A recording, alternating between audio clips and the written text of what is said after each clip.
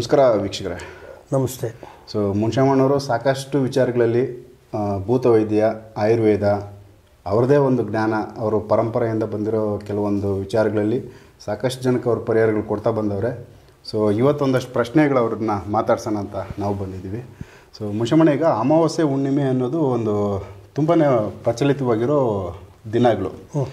ಸಾಕಷ್ಟು ಜನ ಬಂದು ತುಂಬ ಭಯಪಡ್ತಾರೆ. ಅಮಾವಾಸ್ಯೆ ಹುಣ್ಣಿಮೆಗಳಲ್ಲಿ ಎಲ್ಲಾದರೂ ಹೋಗಬೇಕು, ದೂರ ಪ್ರಯಾಣ ಮಾಡಬೇಕು. ಆ ದಿನಗಳಂದರೆ ನೆಗೆಟಿವ್ ದಿನಗಳು.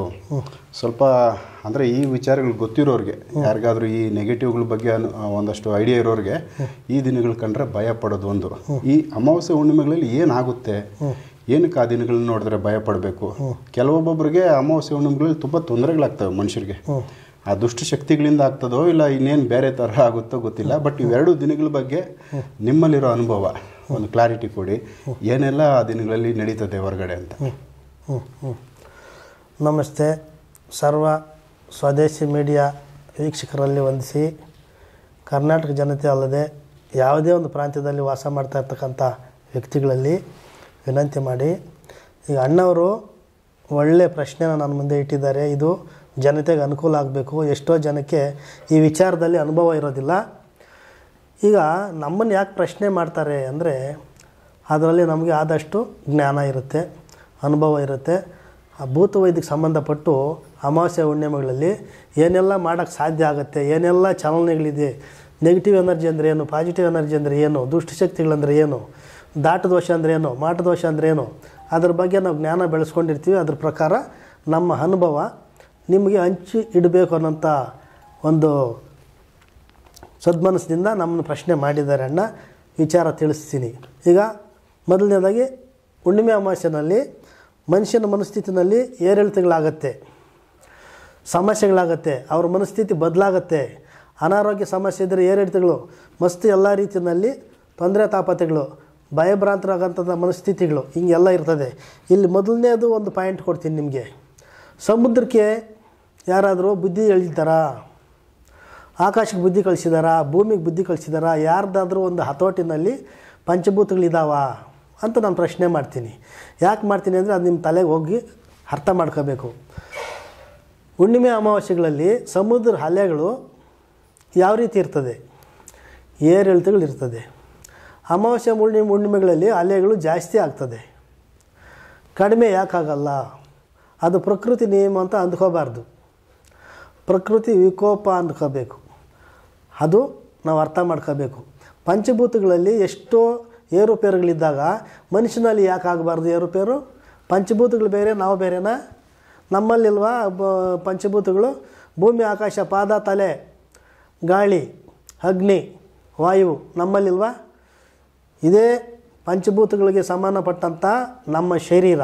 ನಮ್ಮ ಶರೀರಕ್ಕೂ ಪಂಚಭೂತಗಳು ಹತ್ತಿರದ ನಿಕಟ ಸಂಪರ್ಕ ಇರೋದ್ರಿಂದ ಆ ಸಂಬಂಧ ನಮಗೆ ಸಮುದ್ರದ ಅಲೆಗಳಲ್ಲಿ ಗೊತ್ತಾಗುತ್ತೆ. ಅರ್ಥ ಮಾಡ್ಕೊಳ್ಳಿ, ಹೋಗಿ ನೋಡಿ. ಸಮುದ್ರದ ಹತ್ತಿರ ಇರ್ತಕ್ಕಂಥವ್ರದ್ದು ಅದು ಗೊತ್ತಿರೋ ಟೆಚ್ಚಿದ್ರೆ ಅರ್ಥ ಮಾಡ್ಕೊಳ್ಳಿ, ತಿಳ್ಕೊಳ್ಳಿ. ಏರಿಳಿತವು ಯಥೇಚ್ಛವಾದ ಅಲೆ ಏರಿಳಿತಗಳು ಅಮಾವಾಸ್ಯೆ ಹುಣ್ಣಿಮೆ ಟೈಮಲ್ಲಿ ಬರ್ತದೆ. ಯಾಕೆ ಬರ್ತದೆ? ಮನುಷ್ಯರಲ್ಲಿ ಏನು ಹೆಚ್ಚು ಕಡಿಮೆಗಳಾಗತ್ತೆ ಅಂತ ನಾನು ಹೇಳ್ತೀನಿ. ಇಲ್ಲಿ ಹಗಲಲ್ಲಿ ಕಾಸ್ಮಿಕ್ ಎನರ್ಜಿ ಇದೆ. ಎಲ್ಲ ಪ್ರಕೃತಿನಲ್ಲಿ ಗಿಡಮರಗಳಿಂದ ಹಿಡಿದು 84 ಕೋಟಿ ಜೀವರಾಶಿಗಳಿಂದ ಹಿಡಿದು ನಮಗೆ ನಮ್ಮ ಜೀವನದ, ನಮ್ಮ ಬೆಳವಣಿಗೆಯ, ನಮ್ಮ ಆರೋಗ್ಯ ಅನಾರೋಗ್ಯದ ಮಧ್ಯದಲ್ಲಿ ನಮ್ಮನ್ನು ಸಂರಕ್ಷಣೆ ಮಾಡ್ಕೊಂಡು ಹೋಗ್ತಕ್ಕಂಥದ್ದು ಸೂರ್ಯರಶ್ಮಿ. 2 ಗಿಡ ತಗೊಳ್ಳಿ, ಒಂದು ಮನೆ ಒಳಗಡೆ ಇಡಿ, ಒಂದು ಆಚೆ ಇಡಿ, ಎರಡಕ್ಕೂ ಸಮ ನೀರು ಹಾಕಿ. ಒಳಗಡೆ ಇಟ್ಟಿರೋ ಗಿಡ ಉದ್ಧಾರ ಆಗೋದಿಲ್ಲ, ಆಚೆ ಇಟ್ಟಿರೋ ಉದ್ಧಾರ ಆಗುತ್ತೆ. ಅದೇ ಸೂರ್ಯರಶ್ಮಿ ರಹಸ್ಯ. ಅರ್ಥ ಮಾಡ್ಕೋಬೇಕು. ಒಂದು, ಇಲ್ಲಿ ದುಷ್ಟ ದೋಷಗಳು ಅನ್ನೋದು ಮತ್ತಿನ್ನೊಂದು. ದುಷ್ಟ ದೋಷಗಳು ಆವರಿಸೋದೆ, ಅವಕ್ಕೆ ರೆಕ್ಕೆ ಪುಕ್ಕ ಬರೋದೇ ಆ ಟೈಮಲ್ಲಿ. ಅಮಾವಾಸ್ಯೆ ಹುಣ್ಣಿಮೆ ಟೈಮಲ್ಲಿ ಅವಕ್ಕೆ ಶಕ್ತಿ ಜಾಸ್ತಿ ಆಗುತ್ತೆ. ಆ ಜಾಸ್ತಿ ಆದಾಗ ಯಾವುದೋ ಒಂದು ಶರೀರಗಳಲ್ಲಿ ದುಷ್ಟ ದೋಷಗಳು ಆವರಿಸಿದ್ದಾಗ ಅವು ಮಾಮೂಲಿ ದಿನಗಳಲ್ಲಿ ಸೈಲೆಂಟಾಗಿರ್ತವೆ. ಅಮಾವಾಸ್ಯೆ ಹುಣ್ಣಿಮೆ ಟೈಮಲ್ಲಿ ಯಥೇಚ್ಛವಾದ ಶಕ್ತಿ ಉತ್ಪನ್ನವಾಗಿ ಅವು ಕೆರಳ್ತವೆ. ಯಾವಾಗ ನಮ್ಮ ಶರೀರದ ಒಳಗಡೆ ಕೆರಳ್ತಾವೋ ನಮ್ಮ ಮನಸ್ಸಲ್ಲಿ ಸೇರಿಕೊಂಡಿರ್ತವೆ. ನಮ್ಮ ಮನಸ್ಸನ್ನು ಆಳ್ತಕ್ಕಂಥ ದುಷ್ಟ ದೋಷ ಬೇರೆದೇ ಆಗಿರುತ್ತೆ, ಅದು ನಮಗೆ ಗೊತ್ತಿರೋದಿಲ್ಲ. ಕಾರಣ ಇಲ್ಲದೆ ಕೋಪ ಬರ್ತದೆ, ತಾಯಿ ಮೇಲೆ, ತಂದೆ ಮೇಲೆ, ಹೆಂಡತಿ ಮೇಲೆ, ಮಕ್ಕಳ ಮೇಲೆ, ಎಲ್ಲರ ಮೇಲೂ ವಿನಾಕಾರಣ ಹೋಗ್ತಿರ್ತೀವಿ. ಅದಕ್ಕೆ ಕಾರಣ ಗೊತ್ತಿರಲ್ಲ. ಅದೇ ರಹಸ್ಯ. ದುಷ್ಟ ದೋಷ ನಮ್ಮನ್ನು ಆಳ್ತಾ ಇದೆ. ಅರ್ಥ ಆಯ್ತಾ? ಒಂದು ಅದೇ ನಿಟ್ಟಲ್ಲಿ ಆರ್ಥಿಕ ಬಾಧೆ ತರ್ತದೆ, ಮಾನಸಿಕ ಬಾಧೆ ತರ್ತದೆ. ಅವರನ್ನು ಅವರೇ ಪ್ರಾಣ ಹತ್ಯೆ ಮಾಡ್ಕೋಬೇಕು, ಸೂಸೈಡ್ ಅಟೆಂಪ್ಟ್ ಮಾಡ್ಕೋಬೇಕು. ಎಷ್ಟು ಜನ ಮಾಡ್ಕೊಳ್ಳಲಿಲ್ಲ ಇದೆ. ಭಾನುವಾರ, ಅಮಾವಾಸ್ಯೆ ಟೈಮ್ಗಳಲ್ಲಿ, ಹುಣ್ಣಿಮೆ ಟೈಮ್ಗಳಲ್ಲಿ ಏರಿಳಿತಗಳು ಆ ದುಷ್ಟ ದೋಷಕ್ಕೆ ಬರ್ತಕ್ಕಂಥ ಶಕ್ತಿ ಸಂಪನ್ನ ಉದ್ಭವ ಜಾಸ್ತಿ ಆದಾಗ ನಮ್ಮಲ್ಲಿ ಚಲನೆಗಳು, ಮನಸ್ಥಿತಿಗಳು ಎಲ್ಲ ರೀತಿ ಬದಲಾವಣೆಗಳಾಗ್ತಾ ಇರ್ತೈತಿ. ಕಾರಣ 100% ದುಷ್ಟಶಕ್ತಿ ಆವಾಹನೆ ನಮ್ಮಲ್ಲಿ ಇದೆ ಅಂತ 100% ಅರ್ಥ ಮಾಡ್ಕೋಬೇಕು. ಇಲ್ಲಿ ಏನೋ ಇದೆ ತೊಂದರೆ ಇದೆ, ಸಾಪತ್ರೆ ಇದೆ, ಏನೋ ಇದ್ದರೂ ಏನೂ ಇಲ್ಲ ಅನ್ನೋ ರೀತಿಯಲ್ಲಿ ಬದುಕ್ತಾ ಇರ್ತೀವಿ. ಏನೋ ತಿಂತಾ ಇದ್ದೀವಿ, ಏನೋ ಜೀವನ ಮಾಡ್ತಾಯಿದ್ದೀವಿ, ಏನೋ ನಿದ್ದೆ ಮಾಡ್ತಾಯಿದ್ದೀವಿ ಅಷ್ಟೇ. ನಾವು ಅರ್ಥ ಮಾಡ್ಕೊಳ್ಳೋದು ಯಾವಾಗ ಹುಣ್ಣಿಮೆ ಅಮಾವಾಸ್ಯೆ ಟೈಮಲ್ಲಿ ನಮ್ಮಲ್ಲಿ ಏನು ಏರಿಳಿತಗಳಾಗುತ್ತೋ, ಏನು ತೊಂದರೆ ತಾಪತ್ರೆಗಳಾಗುತ್ತೋ ಆವಾಗ ಫಿಕ್ಸು. ಅದ್ರ ಮರ್ಮ ಗೊತ್ತಿಲ್ಲ. ಈಗ ನಾನು ರಹಸ್ಯ ಬಿಚ್ಚಿ ಹೇಳ್ತಿದ್ದೀನಿ. ಅಮಾವಾಸ್ಯೆ ಹುಣ್ಣಿಮೆ ಟೈಮ್ಗಳಲ್ಲಿ ಯಾರಿಗೆ ಸಮಸ್ಯೆಗಳು ದೊಡ್ಡದಾಗುತ್ತೋ, ಯಾರ ಮನಸ್ಥಿತಿಗಳು ಕೆಡುತ್ತೋ, ಯಾರಿಗೆ ಅನಾರೋಗ್ಯ ಸಮಸ್ಯೆಗಳು ಬರುತ್ತೋ, ವಿನಾಕಾರಣ ಕೋಪ ಬರುತ್ತೋ, ವಿನಾಕಾರಣ ಕೋಪನೇ ಅಲ್ಲ ದುಃಖನೂ ಬರುತ್ತೆ.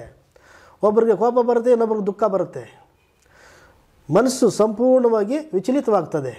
ಇದು ದುಷ್ಟಶಕ್ತಿಗಳ ಒಂದು ಹಾವಳಿ ಅಂತ ಅರ್ಥ ಮಾಡ್ಕೋಬೇಕು ಅಂತ. ಇಲ್ಲಿ ಅದೇ ಥರದ ಅಮಾವಾಸ್ಯೆ ಹುಣ್ಣಿಮೆಗೆ ಸಂಬಂಧಪಟ್ಟಂಥ ಸಮಸ್ಯೆನಲ್ಲಿರ್ತಕ್ಕಂಥ ಒಂದು ಹೆಣ್ಮಗಳು ನಮ್ಮಲ್ಲಿ ಬಂದು ಸಕ್ಸಸ್ ಮಾಡಿಕೊಂಡು ಏನು ಮಾಡಿದ್ದೀವಿ ಅವ್ರಿಗೆ ಚಿಕಿತ್ಸೆ ಏನಿಲ್ಲ ಅಂಥೇಳಿ ಆ ಅಮ್ಮನಿಗೆ ಪ್ರತ್ಯಕ್ಷ ಸಾಕ್ಷಿ ಫೋನಿಗೆ ತಗೊತೀವಿ. ಆ ಅಮ್ಮ ಏನು ಹೇಳ್ತಾಳೆ ಅನ್ನೋದನ್ನು ಪ್ರತ್ಯಕ್ಷ ಸಾಕ್ಷಿ ಕೇಳ್ಬೋದು. ನಮಸ್ಕಾರ ಮೇಡಮ್. ನಮಸ್ಕಾರ ಸರ್. ಹಾಂ ಮೇಡಮ್, ಈಗ ಇದೇ ವಿಚಾರ ಬಗ್ಗೆ ಮಾತಾಡ್ತಾ ಇದ್ವಿ. ಅಮಾವಾಸ್ಯೆ ಹುಣ್ಣಿಮೆಗಳಲ್ಲಿ ಯಾವ ಥರ ತೊಂದರೆಗಳಾಗ್ತವೆ ಅಂತ. ಸೊ ಈಗ ನೀವು ಹೇಳಿ ಮೇಡಮ್, ಡೈರೆಕ್ಟಾಗಿ ಏನು ಸಮಸ್ಯೆ ನಿಮಗೆ ತೊಂದರೆ ಆಗಿತ್ತು, ಏನಾಗಿತ್ತು? ಅಮಾವಾಸ್ಯೆ ಹುಣ್ಣಿಮೆ ಬಂದರೆ ಹುಷಾರ್ ತಪ್ತಾ ಇದೆ.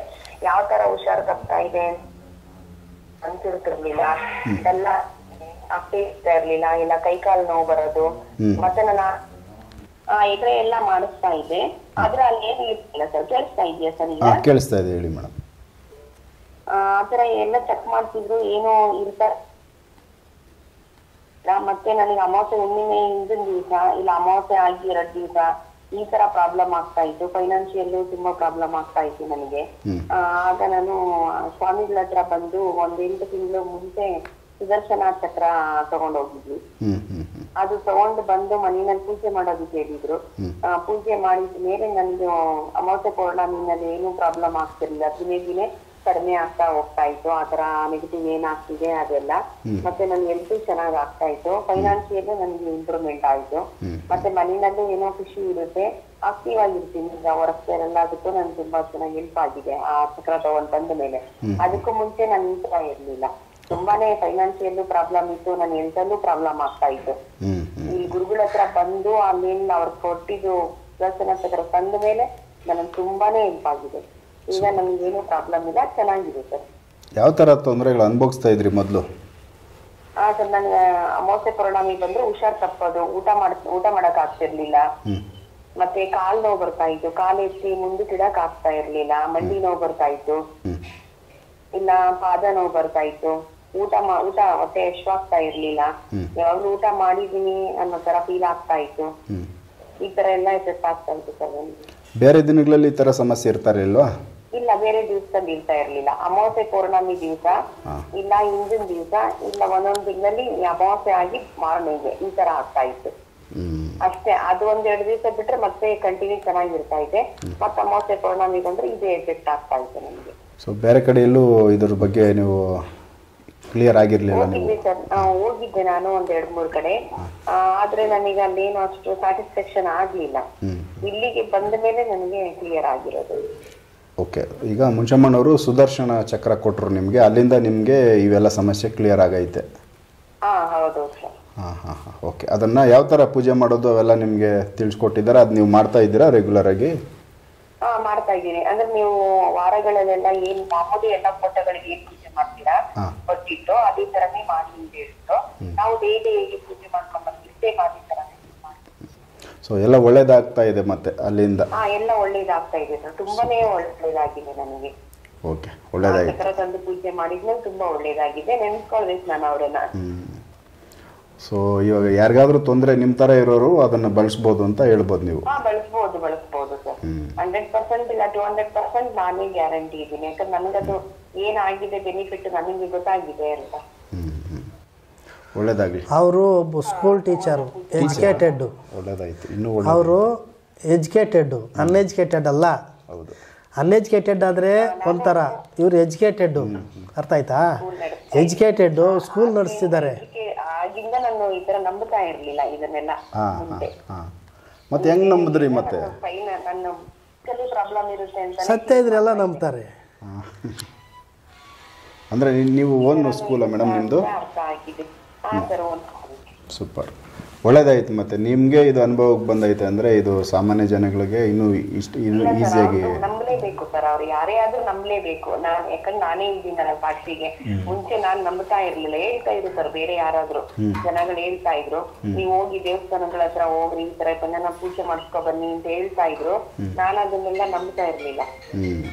ಈಗ ಇವ್ರ ಹತ್ರ ಬಂದ ಮೇಲೆ ಸರ್ ನನಗೆ ಅದು ಪೂಜೆ ಮಾಡಿದ್ಮೇಲೆ ಅದ್ರ ಎಫೆಕ್ಟ್ ಆದ್ಮೇಲೆ ನಂಬಿಕೆ ಬಂದಿರೋದು ನನಗೆ. ಸೊ ಒಳ್ಳೇದಾಯ್ತು. ಮತ್ತೆ ಎಷ್ಟು ವರ್ಷದಿಂದ ಇತ್ತು ಮೇಡಮ್ ಆ ಥರ ಸಮಸ್ಯೆ ನಿಮಗೆ?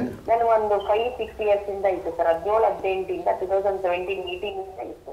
5-6 ವರ್ಷದಿಂದ ಇತ್ತು, ಎಲ್ಲೂ ಗುಣ ಆಗಿರಲಿಲ್ಲ. ಇಲ್ಲಿ ಬಂದಾದ್ಮೇಲೆ ಅದು ಸರಿ ಹೋಗೈತೆ. ಹೌದೌದು. ಸೊ ಒಳ್ಳೇದಾಯಿತು. ಹಾಂ, ನಮಸ್ಕಾರ ಮೇಡಮ್. ತುಂಬ ನಿಮ್ಮ ಒಂದು ಅನುಭವನ ಶೇರ್ ಮಾಡ್ಕೊಂಡ್ರಿ. ಒಳ್ಳೇದಾಗಲಿ. ನಮಸ್ಕಾರ ಮೇಡಮ್. ಓಕೆ, ಹೇಳಿ ಮುಂಚಮ್ಮಣ್ಣ, ಇವಾಗ ಯಾವ ಥರ ಚಕ್ರ ನೀವು ಕೊಟ್ಟಿದ್ದು ಅವ್ರಿಗೆ? ಇಲ್ಲಿ ಚಕ್ರ ಕೊಟ್ಟಿದ್ದು ಸುದರ್ಶನ್ ಚಕ್ರ. ಸುದರ್ಶನ್ ಚಕ್ರ ಅಂದರೆ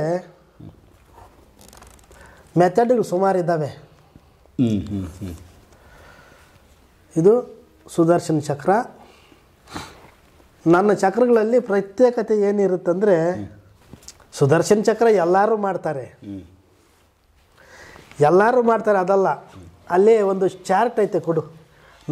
ನನ್ನ ಫೆಸಿಲಿಟಿ ತೋರಿಸ್ಕೊಡ್ತೀನಿ ಜನಕ್ಕೆ. ಇನ್ನು ಈ ಕಡೆ ಬಂದು ಅಲ್ಲೊಂದು ಚಾರ್ಟ್ ಇದೆ, ಓರಾ ಚಕ್ರ ಅಂತ. ಅಲ್ಲೇ ಎಲ್ಲರೂ ಚಕ್ರ ಬರೆಯೋದು ಒಂದು ಶೈಲಿ ಆದರೆ, ನಾನು ಚಕ್ರ ಬರೆಯೋದು ಇನ್ನೊಂದು ಶೈಲಿ.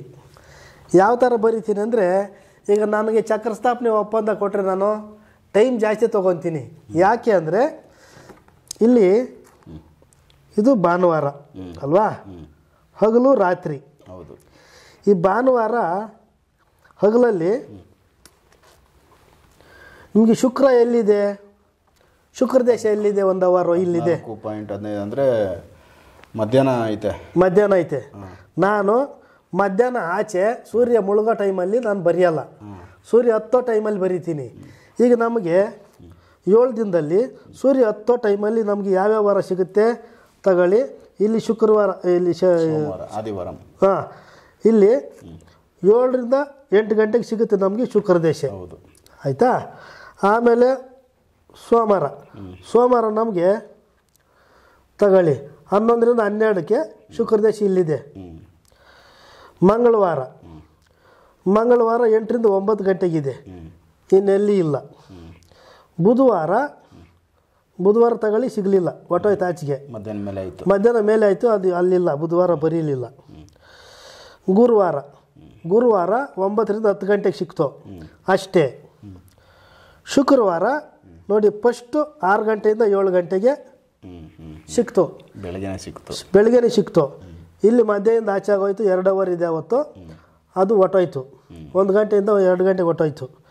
ಮತ್ತು ಶನಿವಾರ ಬಂದ್ಬಿಟ್ಟು ನಮಗೆ 10ರಿಂದ 11 ಗಂಟೆಗೆ ಸಿಕ್ತು. ಒಂದು ದಿವಸಕ್ಕೆ 1 ಅವರ್ ಸಿಗುತ್ತೆ ಶುಕ್ರ ದೇಶ.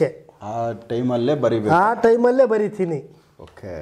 ಅವರೆಷ್ಟು ನನ್ನ ಮೇಲೆ ಪ್ರೆಷರ್ ಹಾಕಿದ್ರು ನಾನು ಕೊಡಲ್ಲ. ಯಾಕಂದ್ರೆ 1 ಅವರಲ್ಲಿ ಇಷ್ಟು ಮಾತ್ರ ಬರೆಯೋಕ್ಕಾಗಲ್ಲ. ಅದು ಎಷ್ಟು ಅವರ್ ಹಿಡಿಯುತ್ತೋ ಒಳ್ಳೆ ಟೈಮು ಶುಕ್ರ ದೇಶನಲ್ಲೇ ಬರಿತೀನಿ. ಅವ್ರು ನೋಡಲ್ಲ ನನ್ನನ್ನು, ಯಾವ ಟೈಮಲ್ಲಿ ಬರಿತೀನಿ ಅಂತ ನೋಡಲ್ಲ. ಆದರೆ ನನ್ನ ನಿಯತ್ತು ಅದು ನನಗೆ ತಾಯಿ, ಅನ್ನ ಕೊಡೋ ತಾಯಿ. ಪ್ರತಿಯೊಬ್ಬ ವ್ಯಕ್ತಿ ಆಗಲಿ ಒಂದು ವಿದ್ಯೆ ಕಲ್ತಿರ್ತಾನೆ, ಅವನ ಜೀವನಕ್ಕೆ ಇನ್ನೊಬ್ಬರ ಹೆಲ್ಪ್ಗೆ. ಒಂದು ವಿದ್ಯೆ 2 ಥರ ಬಳಕೆ ಆಗುತ್ತೆ. ನನ್ನ ಹೊಟ್ಟೆ ತುಂಬಿಸ್ತೈತೆ, ಇನ್ನೊಬ್ಬರಿಗೆ ಅನುಕೂಲ ಆಗುತ್ತೆ. ಅದೇ ವಿದ್ಯೆ. ಇದು ನನ್ನ ತಾಯಿ, ಊಟ ಕೊಡೋಂಥ ತಾಯಿ. ನನ್ನ ವಿದ್ಯಾ ರಹಸ್ಯವನ್ನು ಯಾವ ಟೈಮಲ್ಲಿ ಮಾಡಬೇಕೋ ನಿಯತ್ತಾಗೆ ಮಾಡ್ತೀನಿ. ನಾನು ಈ ಥರ ಮಾಡಿದ್ರೆ ಹೆಚ್ಚಾಗಿ ಚಕ್ರಗಳು ಮಾರಕ್ಕೂ ಆಗಲ್ಲ, ಬರೆಯೋಕ್ಕೂ ಆಗಲ್ಲ. ಹಾಗಾಗಿ ನನಗೆ ಬಿಸ್ನೆಸ್ ಆಗಲ್ಲ, ನನಗೆ ಬಿಸ್ನೆಸ್ ಬೇಡ. ಅವ್ರು ಏನು ತೃಪ್ತಿ ಪಟ್ಟು ನೋಡಿ ಈ ಥರ ರಿಸಲ್ಟ್ ಕೊಡ್ತಾರೋ ಇದೇ ತೃಪ್ತಿ. ಅಂದರೆ ಕೆಲಸ ಮಾಡಿ ಕೊಡಬೇಕು ಚಕ್ರ ಕೊಟ್ಟ ಮೇಲೆ.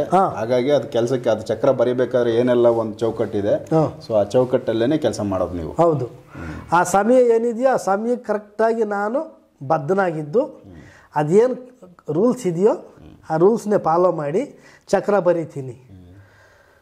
ಚಕ್ರ ಕೆಲಸ ಮಾಡಲ್ಲ, ಚಕ್ರ ಸ್ಥಾಪನೆ ಪ್ರಾಣ ಇಲ್ಲ, ಜೀವ ಇಲ್ಲ ಅನ್ನೋರು ನಾನು ಚಕ್ರ ತಗೊಂಡಾಗ ಮನೇಲಿ ಇಟ್ಕೊಳ್ಳಿ. ಚಕ್ರ ಪ್ರಾಣನೇ ಇಲ್ಲ ಅನ್ನೋರು ಬಂದರೆ ಚಕ್ರ ಉಲ್ಟಾ ಬರೆದು ಕಳಿಸ್ತೀನಿ ಅವ್ರಿಗೆ ಹೇಳಿ, ಉಲ್ಟಾ ಬರೆದು ಕಳಿಸ್ತೀನಿ. ಎಲ್ಲೆಲ್ಲಿ ಏನೇನು ಉಲ್ಟಾ ಆಗಬೇಕೋ ಬರೆದು ಕಳಿಸ್ತೀನಿ.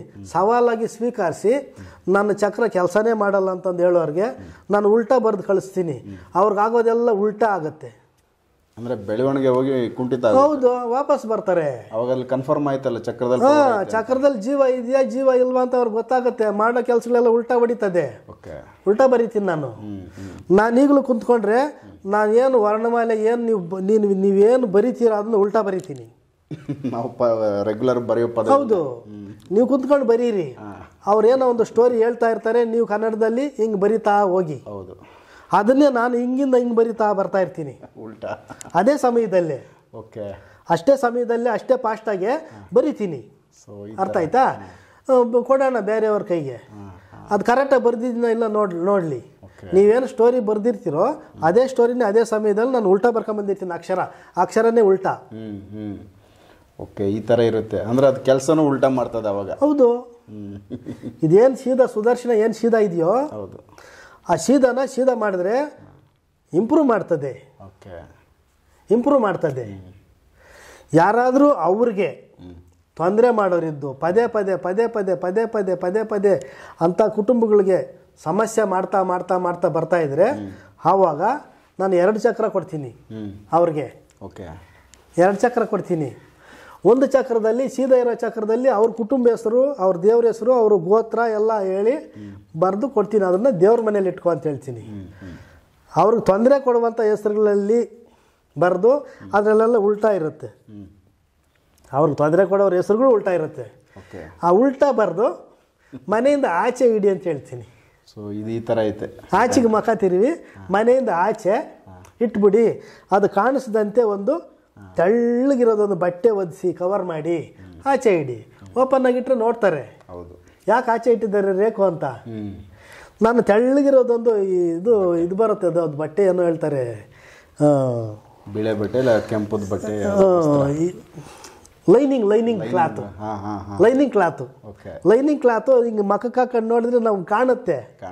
ಅಂಥ ಬಟ್ಟೆನ ಫೋಟೋ ಕವರ್ ಮಾಡಿಬಿಟ್ಟು ಆಚೆ ಕಟ್ಟಿ ಅಂತ ಹೇಳ್ತೀನಿ. ಮನೆಯಿಂದ ಆಚೆ ಅದು ಯಾರಿಗೆ ರಿಫ್ಲೆಕ್ಸ್ ಹೊಡೆಯುತ್ತೆ? ಅವ್ರ ಮನೆ ಮೇಲೆ ಕೆಟ್ಟ ದೃಷ್ಟಿ ಯಾರು ಆಗ್ತಿರ್ತಾರೋ ಅವ್ರಿಗೆ ಹೋಗುತ್ತೆ ಉಲ್ಟಾ ಸೀದಾ ಕತೆ. ಅವರು ಈ ಮನೆಗೆ ಏನು ಕೇಡು ಬಯಸ್ಬೇಕಂತಿರ್ತಾರೋ ಅಲ್ಲಿ ಕೇಡಾಗ್ತಿರ್ತೈತೆ. ಹಂಗಿದೆ ಇದು. ಪವರ್ ಐತೆ, 100% ಪವರ್ ಐತೆ. 100% ಪವರ್ ಐತೆ. ಈಗ ಮೊನ್ನೆ ನಿಮ್ಗೊಂದು ಚಕ್ರ ತೋರಿಸಿದ್ದೆ ನಾನು. ಅದರಲ್ಲಿ 3 ಲೇಯರ್ ಇತ್ತು. ಈಗ 3 ಲೇಯರ್ಗಿಂತ ದಾಟ್ತಾ ಇದೆ ಅದು. 3 ಲೇಯರ್. ಯಾಕೆ ಹಂಗಾಗ್ತಾ ಇದೆ? ಅದೇ ನೆಗೆಟಿವ್ ಎನರ್ಜಿಗಳು ಇಲ್ಲೆಲ್ಲ ಬಂದು ಕುತ್ಕೊಂತಾರೆ ಪ್ರಶ್ನೆ ಕೇಳಕ್ಕೆ. ಅವ್ರ ಪಕ್ಕದಲ್ಲಿ ಇಟ್ಟಿದ್ದೀನಿ ಚಕ್ರ, ಅದು ಎಳಿತಾ ಇರ್ತದೆ. ಅದು ಸುದರ್ಶನ. ಅದೊಂದು ಸುದರ್ಶನಗಳು ಸುಮಾರಿದ್ದಾವೆ. ಒಂದೇ ಮೆಥಡ್ ಅಲ್ಲ, ಸುದರ್ಶನಗಳು ಸುಮಾರಿದ್ದಾವೆ. ಈಗ ಸಪ್ತ ಮಹಾ ಋಷಿಗಳು 7 ಜನ 7 ಥರ ಸೃಷ್ಟಿ ಮಾಡಿದ್ದಾರೆ. ಈಗ ಯಾರೋ ಒಬ್ಬರು ನನ್ನ ಹತ್ರ ಇರೋದು ಸುದರ್ಶನ ಇಂಥದ್ದು ಅಂಥದ್ದು ಒಂದೇ ಅಲ್ಲ, 7 ಥರ ಇದೆ. 7 ಜನ ಸಪ್ತ ಮಹಾ ಋಷಿಗಳು ಅದ್ರ ಸೃಷ್ಟಿ ಮಾಡಿ ಒಬ್ಬೊಬ್ಬರು ಒಂದೊಂದು ಥರದಲ್ಲಿ ರಚನೆ ಮಾಡಿದ್ದಾರೆ. ಎಲ್ಲ ಚಕ್ರ ಸ್ಥಾಪನೆಗಳು ಒಂದೇ ಥರ ಇಲ್ಲ. ಒಬ್ಬೊಬ್ಬರು ಒಂದು ಥರ ರಚನೆ ಮಾಡಿ ಅದಕ್ಕೆ ಪ್ರಾಣ ಪ್ರತಿಷ್ಠೆ ಮಾಡಿ ಜೀವ ತುಂಬಿಸಿರತಕ್ಕಂಥ ಬೀಜಾಕ್ಷರಗಳೇ ಚಕ್ರ ಸ್ಥಾಪನೆಗಳು. ಕೆಲಸ ಮಾಡ್ತಾರೆ, ವೈಬ್ರೇಟ್. ಹೌದು, ಅದು ಬೀಜಾಕ್ಷರಗಳು ವೈಬ್ರೇಟು. ಈಗ ನಾವು ಮಾತಾಡ್ತಾ ಇದ್ದೀವಿ, ಮಾತು ಅಲೆಗಳು ಅದು ವೈಬ್ರೇಟ್ ಅಲ್ವಾ? ವೈಬ್ರೇಟು. ಅದು ಮಾತಾಡದೇ ಇದ್ರೂ ಅದರಲ್ಲಿ ಅಕ್ಷರಗಳಿದ್ದಾವೆ. ಅದು ವೈಬ್ರೇಟ್ ಹೊಡಿತದೆ, ಕೆಲಸ ಮಾಡೇ ಮಾಡ್ತದೆ. 3 ಲೇಯರು ಮೊನ್ನೆ ಬಂದಿದ್ದಾಗ ನಿಮ್ಗೆ ಹೇಳಿದ್ದೀನಿ, ನನ್ನ ಚಕ್ರದ್ದು ನೋಡೋಣ ಕಾಣಿಸ್ತಿದೆ ಅದು ಯಾವ ಥರ ಕೆಲಸ ಮಾಡ್ತಿದೆ ಸುದರ್ಶನ, ಇಷ್ಟು ಲೇಯರ್ ಡಿಮ್ ಆಗಿದೆ, ಇನ್ನಿಷ್ಟು ಇದೆ ಅಂತ. ಇವತ್ತು ಎತ್ಕೊಂಡು ಚೆಕ್ ಮಾಡಿ 3 ಲೇಯರ್ ದಾಟ್ಕೊಂಡು ಆಚೆ ಹೋಗ್ತಿದೆ ಅದು ಡಿಮ್ಮು. ಅಂದರೆ ಬಂದಿದ್ದು ಎಳ್ಕೊತಾ ಐತೆ. ಹೌದು ಹೌದು, ಸಾಕ್ಷಿ ಸಮೇತ ಎದುರುಗಡೆ ಇಟ್ಟಿದ್ದೀವಿ ನಿಮ್ಮ ಕಣ್ಣಿಗೆ ಕಾಣಿಸೋ ಥರ. ಹಂಗೆ ಚಕ್ರ ಸ್ಥಾಪನೆಗಳಲ್ಲಿ ಯಥೇಚ್ಛವಾದ ಶಕ್ತಿ ಇದೆ. ಅದು ಯಂತ್ರ ಭಾಗ, ಯಂತ್ರ ಭಾಗ, ಮಂತ್ರ ಭಾಗ, ತಂತ್ರ ಭಾಗ, ಯಂತ್ರ ಭಾಗ. ಚಕ್ರ ಸ್ಥಾಪನೆಗಳು, ಯಂತ್ರಗಳು, ಬಳೆಗಳು ಇವೆಲ್ಲ ಯಂತ್ರ ಭಾಗಕ್ಕೆ ಬರೋಂಥವು. ಮಂತ್ರ ಭಾಗ ಅಂದರೆ ಹೋಮಗಳು, ಅವನುಗಳು ಮಂತ್ರ ಭಾಗ. ತಂತ್ರ ಭಾಗ ಇವೆಲ್ಲದಕ್ಕಿಂತ ಫಾಸ್ಟ್. ತಂತ್ರ ಪ್ರಯೋಗ ಪ್ರತಿಯೊಂದಕ್ಕಿಂತ ಮೀರಿ ನಿಂತಿರ್ತೈತೆ. ಅದು ಒಳ್ಳೇದು ಮಾಡುತ್ತೆ, ಕೆಟ್ಟದ್ದು ಮಾಡುತ್ತೆ. ಹೆಂಗೆ ಬೇಕೋ ಬಳಸ್ಕೋಬೋದು. ಫಾಸ್ಟು ನಿಮಿಷಗಳಲ್ಲಿ, ಅರ್ಧ ಗಂಟೆ, 1 ಗಂಟೆ ಹಿಂಗೆ ಮಾಡು ಅಂದರೆ ಮಾಡುತ್ತದು. ಸ್ಪೀಡಾಗಿ ಮಾಡುತ್ತೆ. ಆದರೆ ಒಳ್ಳೆಯದು ಸ್ವಲ್ಪ ನಿಧಾನವಾಗಿ ಮಾಡುತ್ತೆ, ಕೆಟ್ಟದ್ದು ಫಾಸ್ಟಾಗಿ ಮಾಡುತ್ತೆ. ಇರೋದಷ್ಟೇ ತಾನೇ ಕಲಿಯುಗ. ಈಗ ಗಿಡನ ಮುರಿದಾಕ್ಬೇಕು, ಪಟ್ಟಂದು ಮುರಿದಾಕ್ತೀವಿ, ಬೆಳೆಸ್ಬೇಕಂದ್ರೆ ನಿಧಾನ ಆಗುತ್ತೆ. ಹಾಗಾಗಿ ಇಲ್ಲಿ ಕೆಟ್ಟದಕ್ಕೆ ಪ್ರಭಾವ ಜಾಸ್ತಿ ಇರೋದ್ರಿಂದ ಫಾಸ್ಟಾಗಿ ರಿಸಲ್ಟ್ ಕೊಡ್ತವೆ. ಒಳ್ಳೆಯದು ಸ್ವಲ್ಪ ನಿಧಾನವಾಗಿ ಅದನ್ನು ಪಕ್ಕ ರಿಸಲ್ಟ್ ಕೊಡ್ತವೆ. ನನ್ನ ಅನುಭವ ಅದು. ಹಾಗಾಗಿ ಪ್ರತಿಯೊಬ್ಬರಿಗೂ ಅಷ್ಟೇ. ಇಲ್ಲಿ ಅಮಾವಾಸ್ಯೆ ಹುಣ್ಣಿಮೆ ಅಂತ ನೀವು ಪ್ರಶ್ನೆ ಮಾಡಿದಾಗ ಅದಕ್ಕೆ ದಾಖಲೆ ಕೊಡಬೇಕಾಗಿತ್ತು. ಅಮಾವಾಸ್ಯೆ ಹುಣ್ಣಿಮೆಯಲ್ಲಿ ಆ ಹೆಣ್ಣುಮಗಳಿಗೆ ಏನಾಗ್ತಾ ಇತ್ತು, ಸುದರ್ಶನ ಬರೀ ಸುದರ್ಶನದಲ್ಲಿ ಎಷ್ಟು ಕೆಲಸ ಆಯಿತು, ಆರ್ಥಿಕ ಸಮಸ್ಯೆ ಎಷ್ಟಿತ್ತು, ಒಂದು ಸ್ಕೂಲ್ ನಡೆಸ್ತಕ್ಕಂಥ ಒಂದು ಹೆಣ್ಮಗಳು ಎಜುಕೇಟೆಡ್ಡು ಏನೆಲ್ಲ ಕಷ್ಟಗಳನ್ನು ಅನುಭವಿಸಿ ಸುದರ್ಶನ ಚಕ್ರದಲ್ಲಿ ಏನಿದೆ ಸಾರಾಂಶ, ಅವರು ಎಜುಕೇಟೆಡ್ಗಳಾಗಿ ಅಷ್ಟು ಬೇಗ ನಂಬಲ್ಲ.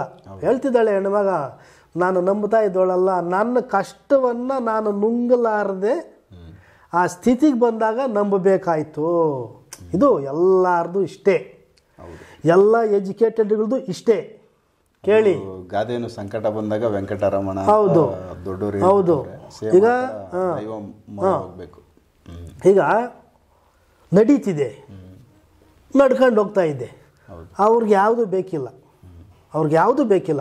ಯಾವ ದೇವ್ರು ಬೇಕಿಲ್ಲ, ದಿಂಡ್ರು ಬೇಕಿಲ್ಲ, ತಂತ್ರ ಮಂತ್ರ ಯಂತ್ರ, ದೇವರು, ದೇವಸ್ಥಾನ, ಪೂಜೆ ಪುನಸ್ಕಾರ, ಹೋಮ ಏನು ಬೇಕಿಲ್ಲ. ನಾವೆಲ್ಲ ನಂಬಲ್ಲ ಅಂತಾರೆ. ಇದೊಂದು ಮೂಲ ಮಂತ್ರ ಅವ್ರದ್ದು. ಏನೋ ನಾವೆಲ್ಲ ನಂಬಲ್ಲ, ಇದೊಂದು ಮೂಲ ಮಂತ್ರ ಗೊತ್ತಿರುತ್ತೆ. ಅಂದರೆ ನಿನಗೆ ಎಷ್ಟು ಗೊತ್ತಿದೆ, ನನ್ನ ಕ್ವಶನ್ ನಿನಗೆ, ಅವೆಲ್ಲ ನೀನು ನಂಬಬೇಡ, ರೈಟು. ಈಗ ಸೈನ್ಸಲ್ಲಿ ತಗೋಣ ಒಂದು ಮಾತಿಲ್ಲ. ಸೈನ್ಸಲ್ಲಿ ನೀನು ನಂಬರೆ ಎಷ್ಟು ಬಿಟ್ಟರೆ ಎಷ್ಟು.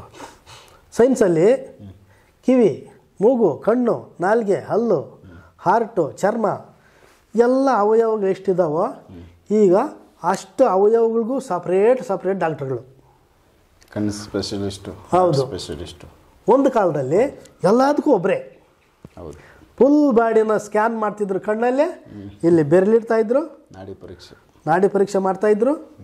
ಟಕ್ಕಂತಿಲ್ಲಿ ದೇವನಾಡಿ, ಇದು ಭೂತನಾಡಿ. ಹೆಬ್ಬೆರಳು ಪಕ್ಕದಲ್ಲಿ ಬರೋದು ದೇವನಾಡಿ. ಹಾರ್ಟ್ ಕನೆಕ್ಷನ್ನು, ಹಾರ್ಟ್ ಎಷ್ಟು ಸಾರಿ ಹೊಡಿತಿದೆ ಅಂತ ಅವ್ರು ಗಮನಿಸ್ತಾರೆ.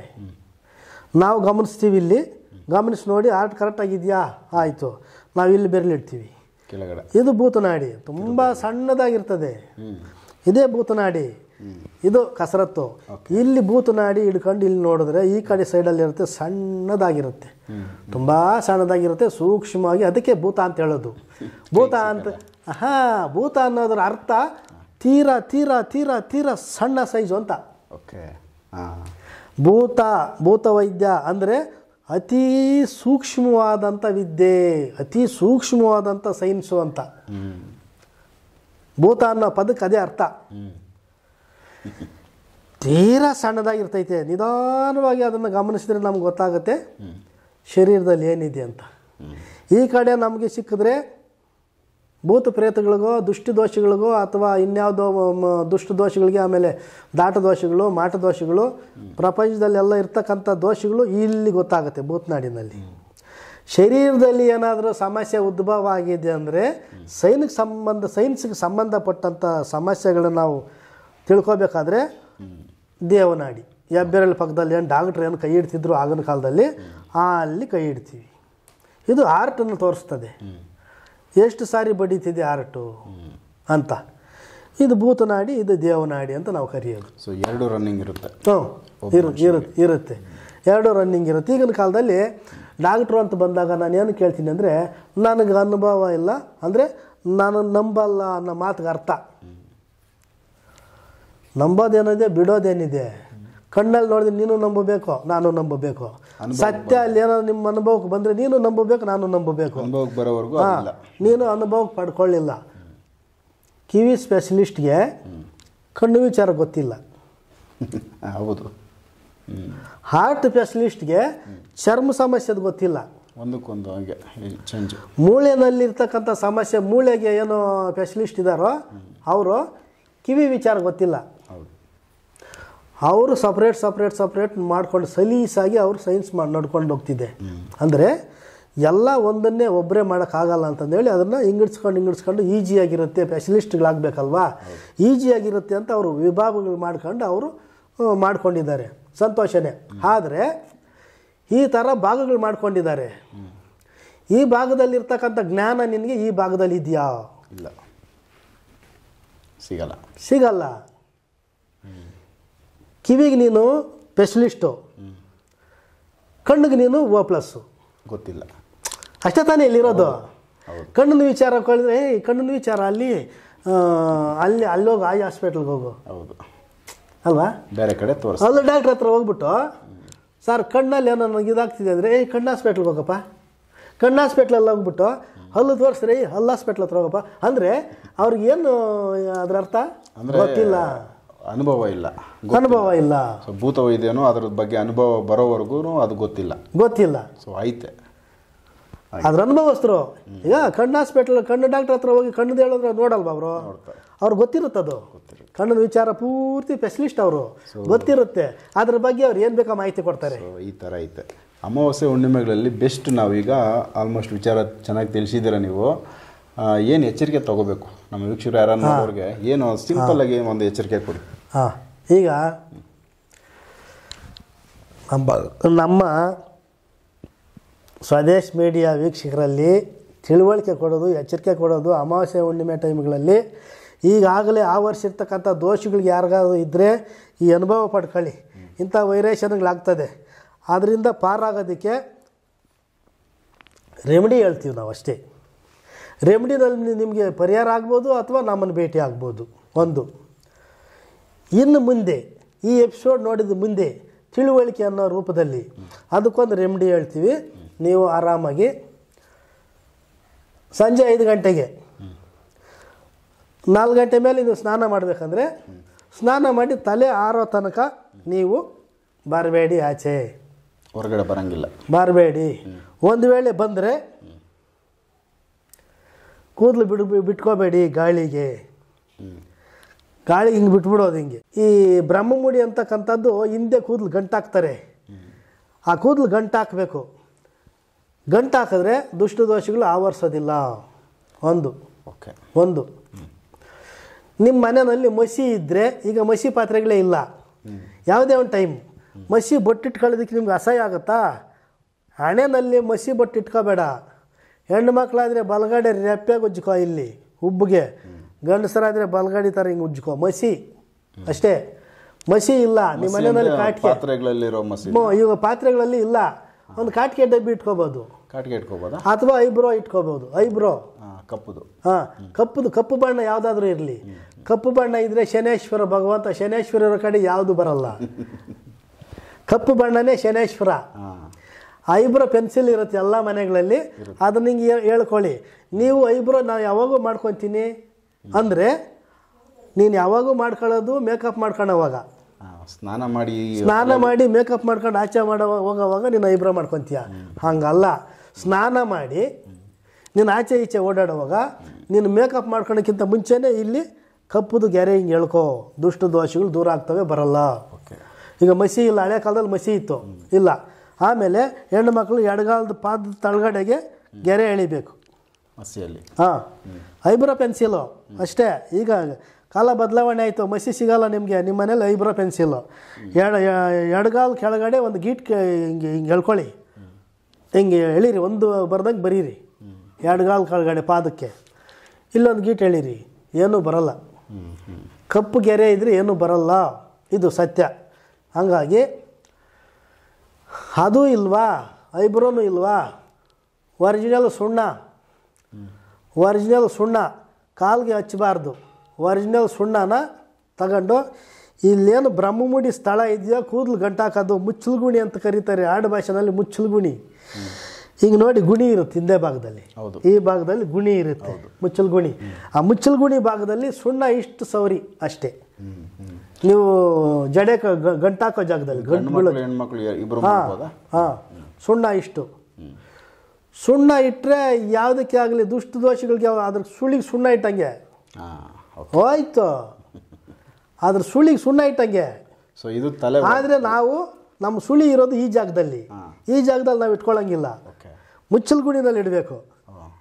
ಮುಚ್ಚಲ್ಗುಣಿನಲ್ಲಿ ಸ್ವಲ್ಪ ಸುಣ್ಣ ಸವರ್ಕೊಂಡ್ರೆ ನಿನ್ನ ದುಷ್ಟ ದೋಷ ನಿನ್ನ ಹತ್ರ ಸುಳಿಯಲ್ಲ. ಇದು ನಾನು ಹೇಳೋದಲ್ಲ, ಗ್ರಂಥಗಳಲ್ಲಿ ಆಧಾರವಾಗಿದೆ. ಅಂದರೆ ತಲೆ ತ್ಯಾವ ಇದ್ದಾಗ ಆಚೆ ಓಡಾಡಬೇಕು, ಈ ಥರ ಮಾಡಬೇಕು. ಸೊ ವೀಕ್ಷಕರ, ಅಮಾವಾಸ್ಯೆ ಹುಣ್ಣಿಮೆ, ಯಾಕಂದರೆ ಆ ದಿನಗಳು ಆಲ್ಮೋಸ್ಟ್ ಎಲ್ಲರಿಗೂ ಗೊತ್ತಿರೋದೆ. ತುಂಬ ಜನ ಭಯಪಡ್ತಾರೆ. ಅಮಾವಾಸ್ಯೆ ಹುಣ್ಣಿಮೆಗಳಲ್ಲಿ ತುಂಬ ರೋಡ್ಗಳಲ್ಲಿ ಆಕ್ಸಿಡೆಂಟ್ಗಳಾಗ್ತವೆ, ಎಷ್ಟೋ ಜನ ನೀರುಗಳಲ್ಲಿ ಬಿದ್ದು ಪ್ರಾಣಗಳು ಕಳ್ಕೊಳ್ತಾರೆ. ಸಾಕಷ್ಟು ಈಜೊಡೆಯಕ್ಕೆ ಹೋಗಿ ಎಷ್ಟೋ ಜನ ಪ್ರಾಣಗಳು ಕಳ್ಕೊಂಡಿರೋದಿದೆ. ಅದು ಏನಕ್ಕಂದರೆ ಆ ದಿನಗಳಲ್ಲಿ ಸೊ ನೆಗೆಟಿವ್ ದುಷ್ಟಶಕ್ತಿಗಳು ಹೆಚ್ಚಾಗಿರುತ್ತೆ, ಅವುಗಳಿಗೆ ಆ ಟೈಮ್ನಲ್ಲಿ ತುಂಬ ಬಲ ಇರುತ್ತೆ ಅಂತ. ಸೊ ಈ ಒಂದು ದಿನಗಳನ್ನ ತುಂಬ ಎಚ್ಚರಿಕೆಯಿಂದ ಇರಬೇಕು. ಹಾಗಾಗಿ ಅದ್ರ ಬಗ್ಗೆ ಮುನ್ಷಮ್ಮಪ್ಪನವರು ಮಾತಾಡಿದ್ದಾರೆ, ಒಂದಷ್ಟು ವಿಚಾರ ತಿಳಿಸವ್ರೆ. ಸೊ ಇದು ಮುನ್ಷಮ್ಮನವ್ರಿಗೆ ನೀವೆಲ್ಲ ಒಂದು ಥ್ಯಾಂಕ್ಸ್ ಹೇಳಬೇಕು ಅಂತ ಕೇಳ್ಕೊತಾ ಸೊ ಈ ಎಪಿಸೋಡ್ ಮುಗಿಸ್ತೀನಿ. ನೆಕ್ಸ್ಟು ಇನ್ನೂ ಬೇರೆ ವಿಚಾರ ಮಾತಾಡ್ತೀವಿ. ನಮಸ್ಕಾರ. ನಮಸ್ತೆ.